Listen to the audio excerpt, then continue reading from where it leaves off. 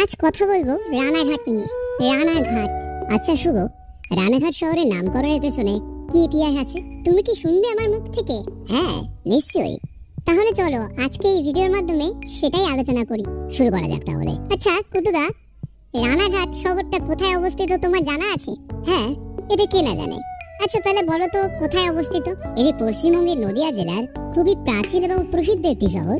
হ্যাঁ কুটুদা, একদম। তাহলে চলো রানাঘাট শহরের ভিতরের কিছু ইতিহাস এবং নামকরণের ইতিহাসও জেনে নিই এই ভিডিওর মাধ্যমে। জানো তো এই রানাঘাটের নাম এখন সবাই জানলেও এই রানাঘাটের নাম রানাঘাট ছিল না। আচ্ছা তাই নাকি? কি ছিল তাহলে? এই নামকরণটার পেছনে আছে নানা মুনি নানা মত। হ্যাঁ, এই রানাঘাটের নামকরণের পেছনের একাধিক মত আমারও জানা আছে। তাহলে কুটুদা তুমি বলো, শুনি আমি তোমার মুখ থেকে নামকরণের কি ইতিহাস ছিল। কারো কারো মতে রানাঘাটের আগের নাম ছিল ব্রহ্মডাঙ্গা।